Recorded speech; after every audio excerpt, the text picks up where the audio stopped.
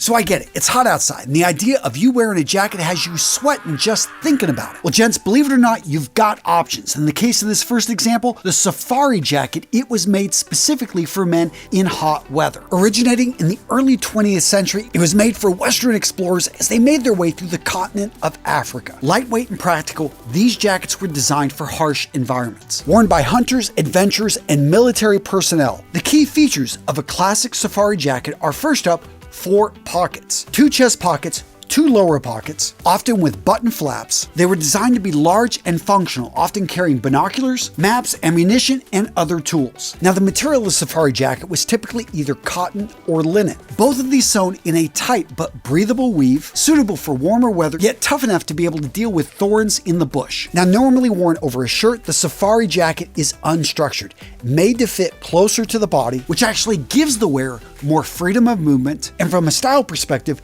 gives a sharp, clean silhouette. Now, on a classic safari jacket, we're going to see a button closure, and the collar can be worn folded over, or you could stand it up to protect the neck. Now, the length of the jacket similar to the length of a sports jacket, just covering the edge of the buttocks. And you'll also see some safari jacket designs using a belt that would go around the waist. Now, you're also going to hear the term bush jacket. And for most people, these two types of jackets are interchangeable. Although I will say, as someone who has design clothing, whenever I'm looking at a bush jacket, I expect it to be a little bit looser, not to have as close of a silhouette fit to the body. But all this leads to the question, why wear a jacket in warmer weather, especially if you're not going to be on safari, if you don't need the protection? Well, gents, straight up, when you wear a jacket like this, you separate yourself from the crowd. Not only does a jacket like this build up the shoulders, slim up the silhouette, make you look taller, make you look more masculine, but I promise you, you master wearing casual jackets, you are going to get compliments like no other. Because let's face it, gents, when the temperature rises, most guys, when it comes to style, they get lazy. Or better yet, they default to the fashion of the day, what everyone else is wearing, shorts, t-shirt. And believe me, I'm not knocking those items. I wear them. I like them. But if you find yourself in a situation where you want to step it up, but you don't need to wear a suit, and you don't want to wear a sports jacket, guys, a casual jacket with lightweight linen trousers, layered with a simple linen or cotton shirt, guys, you're going to stand out, look good, and maybe even be mistaken for James Bond. All right, so that may be pushing it. And speaking of James Bond, let's go to another jacket on this list that he loves, and that is the Harrington. So you probably saw Daniel Craig wear this in Quantum of Solace. He had a Tom Ford one in a navy blue, absolutely great looking jacket. And the Harrington is a classic coat that's been around since the 1930s. It was then made popular in the 1950s and 60s with the British youth culture, and today is recognized as a timeless classic lightweight jacket that is incredibly versatile. Now, in general, Harrington is going to be made from cotton or lightweight nylon or wool. And unlike the Safari, this is going to be a shorter jacket. It's going to end at about the waist, and at the waist, it's going to have a slim, slightly fitted cropped fit. Now, on a classic Harrington, we saw a button closure, but zippers have become much more common, and most of the ones I see sold are using a zipper front. Now, one distinctive feature of a classic Harrington is on the inside, it's going to have a classic tartan pattern. That being said, there are so many manufacturers today, it's not uncommon to find one without that feature. Now, a jacket very similar to the Harrington is going to be the Blouson. Now, Blousons were made popular in the 1960s, and they've got a different origin. These actually originate from bomber jackets. So as you can imagine, Blousons have a military heritage, and unlike bomber jackets that have a higher cut, Blousons are going to be cut just a bit lower. Now, a classic Blouson is going to be made from a cotton material, and on the inside, we're either going to see linen, but more likely, we're going to see a synthetic fabric. Now, similar to bombers, Blousons are going to be loose in and around the torso, although around the waistband, they're going to be a bit more fitted. Now, the big distinction between a Blouson and a Harrington, if you're ever looking at these two jackets, is going to be the collar. On a classic Blouson, we're going to see the ribbed collar, while on the Harrington, we're going to see a fold-up collar or something that has a little bit more of a refined design. So Blousons, by their design, by their origin, and the rib material we're going to see around the cuffing and the neck, these are going to be more casual in nature. Now, the next jacket on this list may be a little bit too heavyweight for the summer, but you got the cooler days,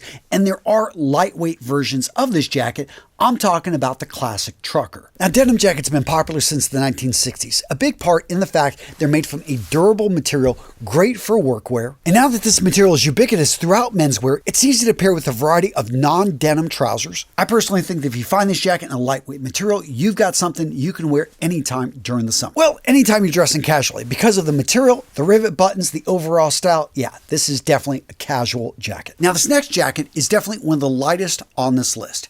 it is known as the shirt jacket. Now, as the name implies, it has a lot of the same designs as a shirt. We look right here on the cuff, and you've got the gauntlet button. These two details right here give away what type of jacket this is. It also has a single pocket on the breast. But unlike a shirt, the opening right here is going to use a zipper. Occasionally you'll see them with buttons, but zippers are going to be more common. They have what appears to be almost a shirt collar with a little bit longer point lapels. But overall, this is a more modern piece. It's been around for over 50 years, but has only become popular in the last 15 to 20. I think the shirt jacket fills an interesting niche, especially if you learn how to layer. Because it's so lightweight, you can wear, as you can see right here, I'm wearing a knit piece of knitwear underneath that has a napped weave. But if I wanted to switch it up, wear it in a little bit warmer weather, or keep it more casual, I could wear a simple white t-shirt underneath this, and I think it would look good. Also notice the bottom and the length. It fits very similar at this point to a dress shirt, but it is made to be worn untucked. And if that's not interesting enough for you, you want something with a little bit more heritage,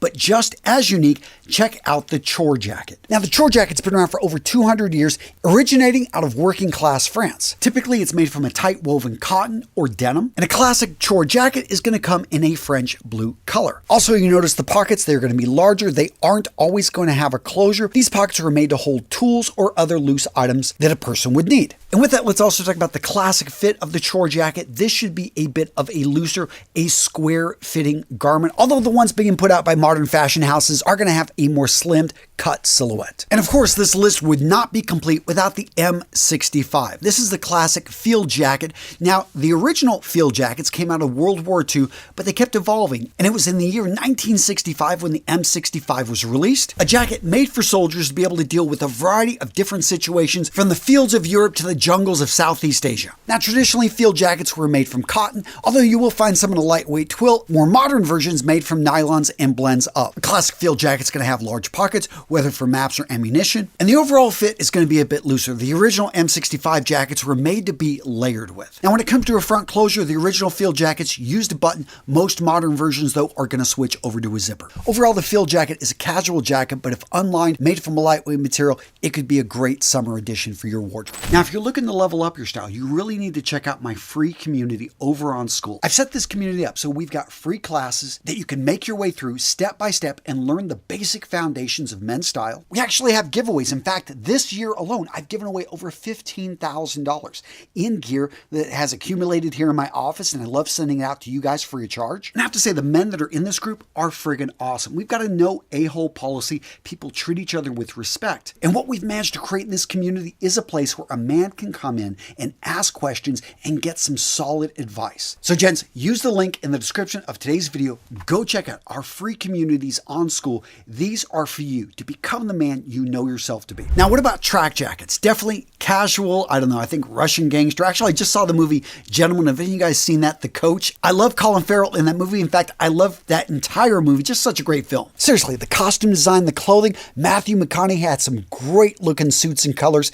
And yeah, I know we didn't talk about sports jackets, blazers, anything really lightweight summer jackets, that kind of stuff. Guys, I got you covered in this other video. Boom, right here. You want to level it up. We talked really casual jackets in this video, but in this one right here, I talked dressing it up, wearing sports jackets, wearing blazers in hot weather, how to do it. Guys, I got you covered in this video. Boom, right here.